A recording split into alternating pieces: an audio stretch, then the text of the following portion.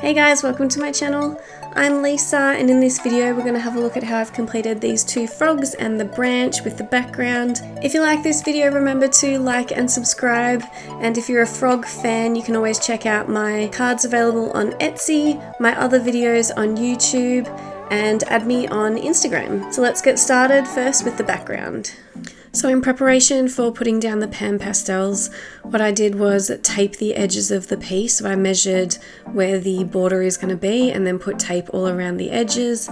And then I went in with my kneaded eraser and started erasing some of the outline of the frog and the branch, because you don't want the grey lead to be showing through the pan pastel and the colour pencils. So I just wanted to get rid of a little bit of that. As I'm not great with pan pastels, I just take it really slowly when I'm putting the colour down.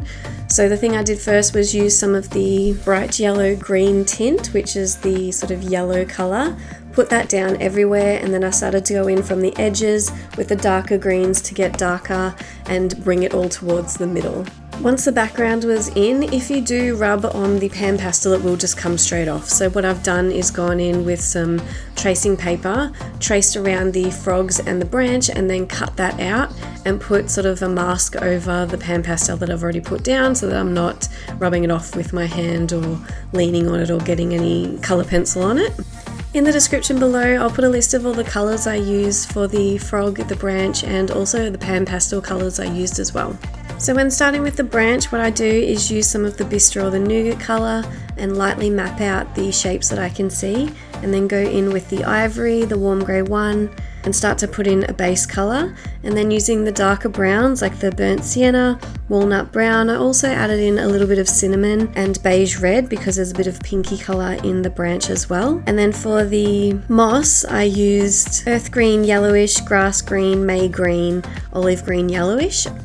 With this sort of texture, it's all about doing sort of sections at a time, and then you can come back later and start to add in the values, which is the darker and lighter shadows. And that will make it look like the frog is sitting on top of the branch, and you can do the shadows around it, so it makes it look a little bit more 3D. So when it came to the frog, I did little sections of it again. I started with the eye because I really wanted to get that in there. I used some of the Bistre just really lightly around the edge to get the shape. Then when I was happy with that, I used some of the dark sepia to put in the shape that I wanted. And then I used some of the light cadmium yellow, the cadmium orange, orange glaze, and then for the darker red colours I used a dark red and deep red around the edges.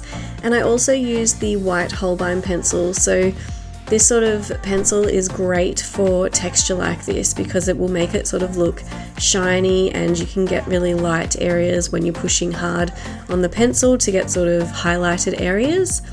And you can also put down a couple of layers of colour and then blend over that. So that's what I did with the eye. Go in really lightly with the base colours and then go over with the white Holbein pencil, and then that will smush all the colours together and make it look nice and shiny, and then you can go over the top. So when you're putting that over, you don't want to go too hard, just really sort of lightly in small circular motions, and it'll mix it all together, and then you can go over with darker colours and start to build in the darker tones and the shadows that you can see. Also remember to be using your complementary colours when it comes to the shadows and things like that. So when it came to the branch, I'd use some of the brown colours, and then I would also put some of the greens and the red colours in the branch as well, because you sort of want it to be a cohesive piece and have little bits of the branch in the frog and a bit of the frog in the branch as well, if that makes sense. The blue colours I use for the stomach I really enjoy, so I just use some of the Ivory or the warm grey one, depending if it's sort of a creamy colour or a grey colour. And then I would use some of the Cobalt Green, the Cobalt Turquoise, and the Prussian Blue. Also, to darken that up and to make it look a little bit purple, you can put in some of the dark red and the deep red, and also some of the orange colours like Cadmium Orange, the orange glaze, and even some of the yellow as well.